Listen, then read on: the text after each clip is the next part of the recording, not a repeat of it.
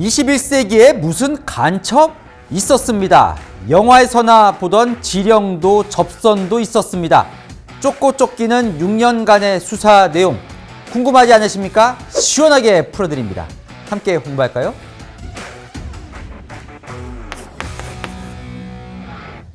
안녕하세요. 동행과 뉴스터디 동정민 앵커입니다. 참, 이 시대에 무슨 간첩이냐 이렇게 생각하실 수 있으실 텐데 이상하게 요즘 계속 이렇게 간첩 뉴스들이 나오지요.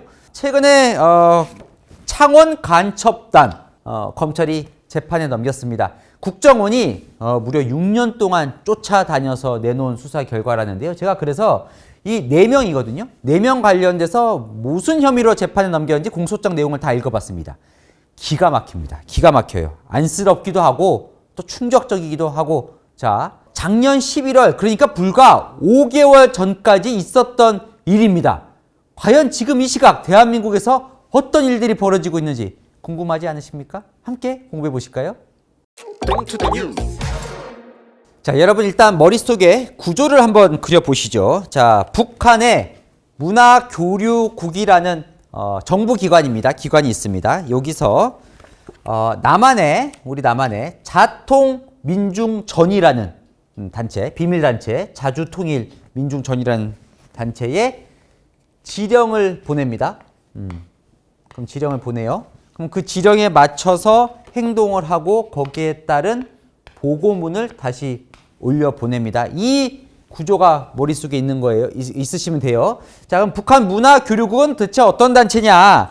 자, 북한은요, 당이 딱 하나 있죠. 조선노동당. 조선노동당에 우리로 치면 통일부처럼 남한 관련된 일을 담당하는 통일전선부라는 곳이 있습니다. 그 산하 기구예요. 북한 문화교류국. 하는 일은요, 나쁜 일이에요. 남한에 공작 벌이는 그걸 담당하는 기구입니다. 북한에서 가장 역사가 오래된 기구라고 합니다. 1946년, 그러니까 해방 직후부터 서울공작위원회라는 단체가 있었대요. 그때부터 남한에서 공작 벌이는 그 일을 해온 단체가 쭉 이어져서 지금 북한 문화교류국이라는 이름으로 지금 활동을 하는 겁니다. 뭐 영화에서도 자주 등장하죠. 이들의 목표는 단 하나입니다. 대한민국 체제를 전복하는 것. 자, 전복시키기 위해서 두 가지 일을 합니다. 첫 번째, 간첩을 내려보내요. 이건 북에서 내려보내는 거예요, 간첩을. 두 번째, 남한의 지하당을 구축하는 겁니다. 흔히 말하는 이런 게 지하당이에요. 그러니까 무슨 말이냐면 지금 우리가 보는 검찰이 수사하고 있는, 국정원이 수사하고 있는 간첩들은 북한이 내려보낸 사람들이 아닙니다. 북한이 지령을 줘서 남한 내에서 자생적으로 흔히 말하는 간첩 일을 하는 그런 사람들이라고 보시면 됩니다. 헷갈리시면 안 돼요. 북한이 내려보낸 간첩이 아닙니다. 자, 이들의 대남 공작 활동은요, 크게 세 가지예요. 첫 번째, 우리나라 남한의 내부의 국가 기밀을 빼내는 게 하나 있고요. 두 번째는 기밀성주의, 북한의 동조가 될 수 있도록 이런 걸 많이 선전 홍보하는 거. 그리고 세 번째는 과격한 거라면 요인을 암살하거나 테러하는, 이게 이제 대남 공작 활동이라고 보시면 됩니다. 그러면 이들의 지령을 받는 요 자통민중전이라는 곳은 무엇이냐? 검찰 수사에 따르면 범죄 조직이죠. 우리나라에서는 이거를 지금 이런 일을 하면 안 되니까요. 그럼 이들이 어떤 일을 하느냐 감이 아직 잘 안 오실 겁니다. 이거 보면 감이 오실 거예요. 작년 9월에 얼마 안 됐죠? 불과 6개월 전에 자, 이 자통민중전이 신규 임원 가입식을 할 때 그때에 맞춰서 북한이 지령을 내려보냅니다. 자, 이런 일을 너네가 해야 한다라고 그 지령을 내려보내요. 그 지령 내용입니다. 보실까요? 연방통일국가로 수립해서 민족의 수건인 조국 통일과업을 완수하는 일을 너네가 해야 한다.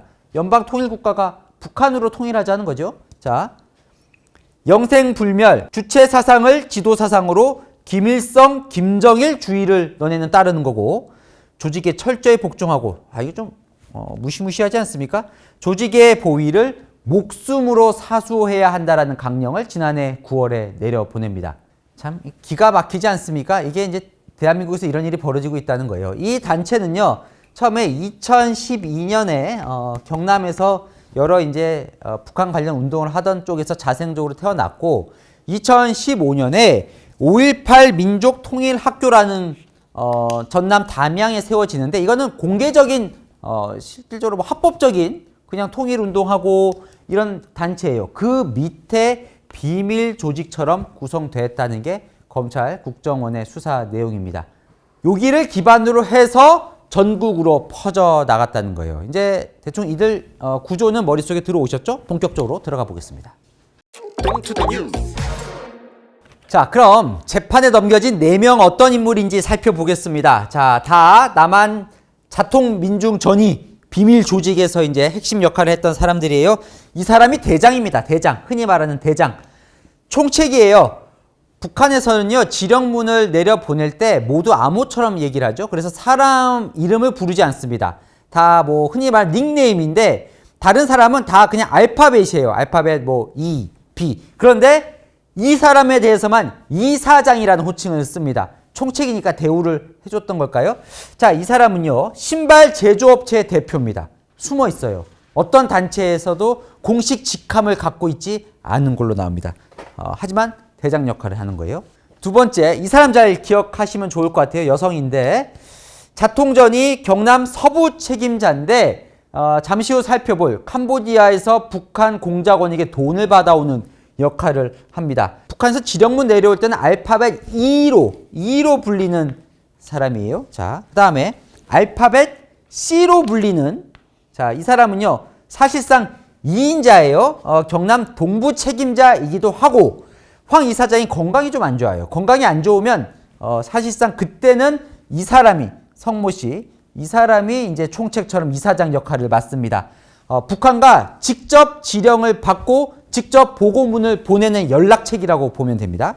자, 마지막으로는 이 사람은 암호명 B로 불리는데요.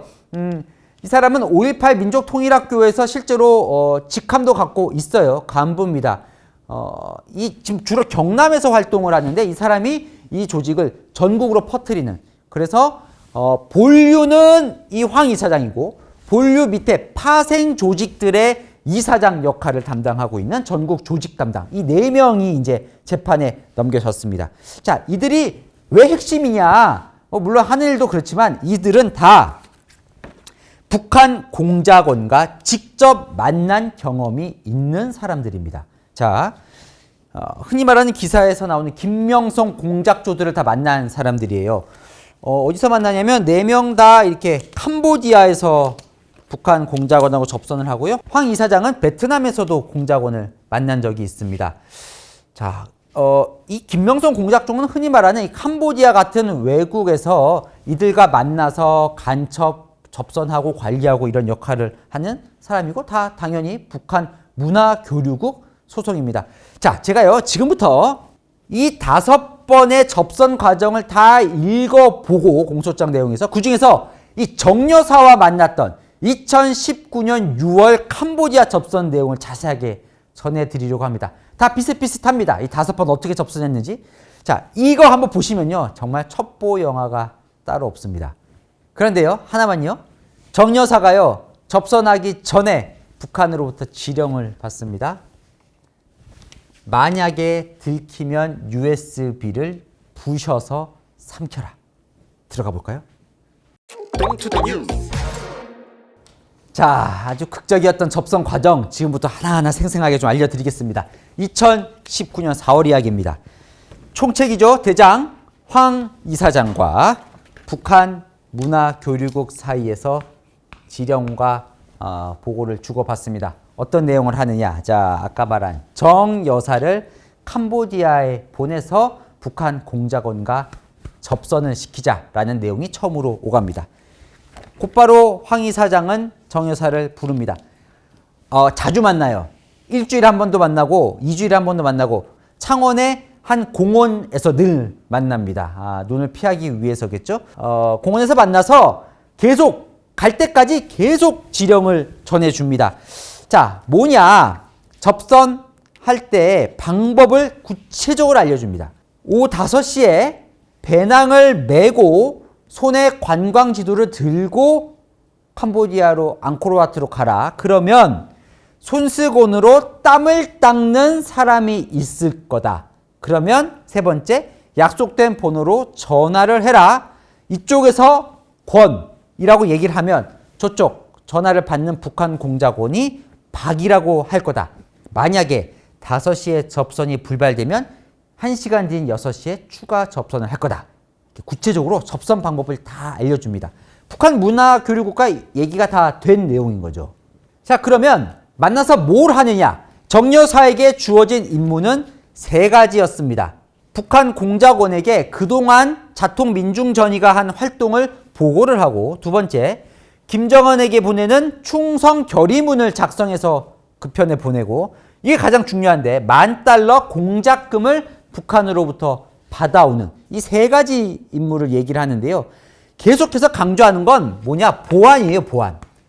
자, 이들은요, 국정원이나 이쪽에 본인들을 미행할 거라고 계속해서 의심을 합니다. 그러니까 나갈 때 꼭 선글라스 끼라고 그러고요. 그 다음에 옷을 매일매일 바꿔 입으라는 얘기도 하고, 그리고 다닐 때 꼭 미행이 있는지를 확인하라고 하고, 은어, 호칭을 사람 이름 얘기하지 말고 은어를 얘기하라고 하죠. 그리고 지금 이 활동 보고 내용이 중요하잖아요. 이 보고 내용을 USB에 담아가면서 아까처럼 들키면 USB를 부셔서 삼키라는 내용을 한 번이 아니라 여러 차례 강조해서 정여사에게 주지시킵니다.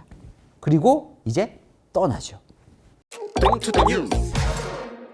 자, D-Day 2019년 6월 27일 김해공항에서 오후 8시 19분에 에어부산 비행기 편으로 출국을 합니다.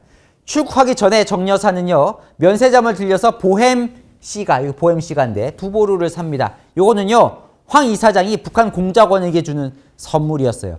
그걸 사들고 캄보디아 시엠립 공항에 10시 58분에 도착합니다. 그리고 그 다음날 오후 5시에 캄보디아 앙코르와트에서 접선을 하도록 지금 되어 있는 거예요. 그죠? 자, 그날이 밝았습니다. 하루 잔 거예요. 하루 자고 그 다음날 오후 4시 48분. 그러니까 접선하기 12분 전에 정여사가 도착을 합니다. 자, 찾아야죠. 누굴 찾으냐면 손수건으로 땀 닦는 사람을 찾아야 되는 거예요. 지금 본인은 배낭 메고 손에 관광지도 들고 있는 겁니다. 자, 찾아요. 찾아서 갑니다. 가는데 중국어를 해요. 중국어. 아닙니다. 다른 사람이었어요. 그래서 다시 다른 사람을 찾습니다. 그러다가 오후 5시 9분 발견하죠. 손수건으로 땀을 닦는 사람을 발견을 합니다. 그럼 어떻게 해야 되죠? 3번. 약속된 번호로 전화를 해야 되는 거죠. 실제로 이쪽에서 권 했더니 이 남성이 박 하는 겁니다. 접선이 된 거죠. 자, 접선 불밭이 6시 추가 접선 이제 할 필요가 없게 된 거예요. 자, 이 남성이요, 어디론가 갑니다. 정여사가 쫓아가요. 자, 어디로 가느냐? 10분을 쫓아갔나 봐요. 어느 한 공중 화장실로 갑니다. 그랬더니 북한 공작원이 휴대전화를 하나 건네줍니다. 그리고 헤어집니다. 그리고 1시간 뒤 그 휴대전화를 걸고 어디서 만나냐면 한 카페에서 만납니다. 이때는요, 다른 북한 공작원 한 명이 카페 밖에 있죠? 길가에 있는 거기에 앉아서 망을 본 상태에서 두 사람이 접선을 합니다. 그리고 5분 뒤 한 아파트먼트 숙소로 같이 들어갑니다. 그리고는 1박 2일, 다음날 오전 9시 25분 정여사가 나갈 때까지 1박 2일 동안 함께 이 아파트먼트에서 회의 접선을 합니다. 그 안에서 무슨 일이 있었던 걸까요? 자, 아파트먼트 숙소에서 1박 2일간 무엇을 했을까요? 그 안에는 북한 공작원 3명과 정여사가 함께 있었습니다. 정여사에게 주어진 임무 3가지가 있죠. 첫 번째, 북한 공작원에게 활동을 보고하라. 들키면 삼키라고 했던 USB 전달합니다. 이 USB 안에는 자통민중전의가 활동한 활동 내역, 회의 내역, 그다음에 회원 내역, 회원도요, 등급이 있어요. 뭐 정회원, 준회원 이런 회원 기준 이런 것들이 다 담겨 있습니다. 자, 이들 3명 1박 2일 동안 엄청나게 많은 질문을 했다고 합니다. 반정부 투쟁 어떻게 하고 있는지, 또 대한민국 동향들도 많이들 물어봅니다. 자, 그러면서요, 이런 얘기도 해요. 너와 함께 일하는 그 3명, 아까 나머지 4명 중에 있었죠. 그 3명도 사실은 우리가 만난 적이 있어 라고 접선 내용도 공개를 합니다. 한마디로 너는 이제 핵심이야. 우리 핵심이 일꾼이야. 이런 역할을 하는 거죠. 그러면서 본인들도 이제 정 여사 만났다는 증거를 남겨야 되잖아요. 함께 카메라로 사진도 찍습니다. 그러면서요, 이런 것도 요구를 했다고 해요. 정 여사에게. 이런 거 다 써내라. 본인 개인과 관련해서. 고향, 학력, 보면요. 뭐 결혼 과정, 키, 몸무게까지 다 써내게 했다고 합니다. 그리고 두 번째죠. 김정은 위원장이 보내는 충성 결의문도 정 여사가 씁니다. 이거 갖고 이제 공작원들은 올라가야겠죠. 공작원이요, 3가지 개별 지령을 내립니다. 첫 번째, 자, 국가보안법 위반을 조심해라. 네. 북한 공작원이 지령 내린 거예요. 그러니까 대중적으로 활동하고 많이 퍼뜨려야 되니까 괜히 국가보안법 위반해서 걸리지 말고 조심해라. 두 번째, 너도 이제 많이 알려졌으니까 공개 활동은 자제하고 은밀하게 비밀로 움직여라. 너가 들키면 다른 핵심 인력들도 위험하다라는 얘기를 하고요. 세 번째, 이걸 많이 물어봅니다. 총 회장님. 재밌는 건요, 김정은 위원장이잖아요. 위원장이라고 안 하고 이들은요, 총 회장님이라고 얘기를 합니다. 이 총 회장님이 결국 이제 김정은 위원장이에요. 총 회장님에 관한 남한 여론이 어떤가? 요거를 이제 보고서를 써서 올려달라고 하면서 이걸 많이 물어봤다고 합니다. 남쪽에서는 총 회장님을 어떻게 생각하느냐. 2019년 6월에 만난 거잖아요.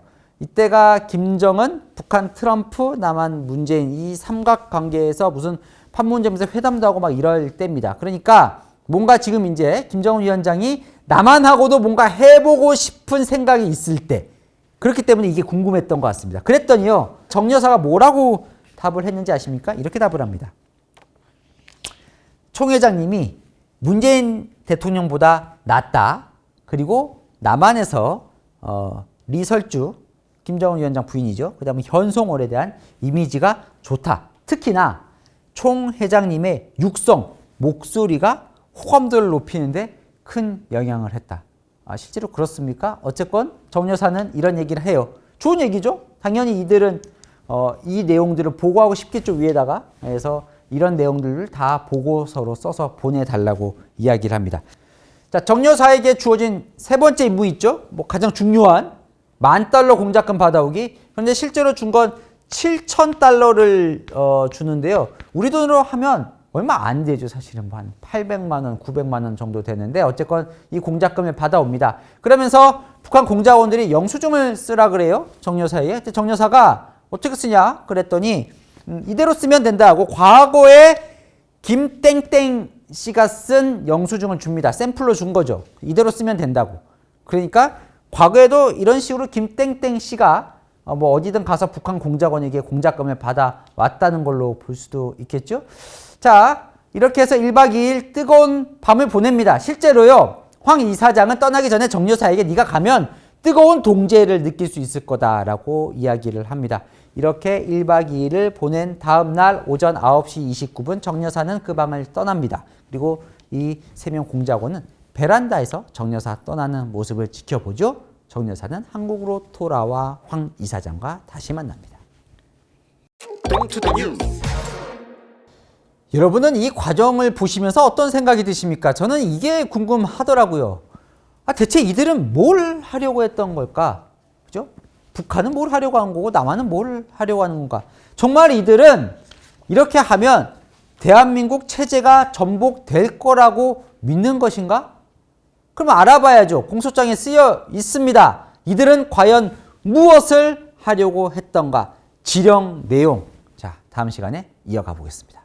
자, 복잡한데 궁금한 이슈 댓글로 남겨주시면 제가 시원하게 풀어드리겠습니다. 동행간 뉴스터디 오늘은 여기까지입니다. 감사합니다.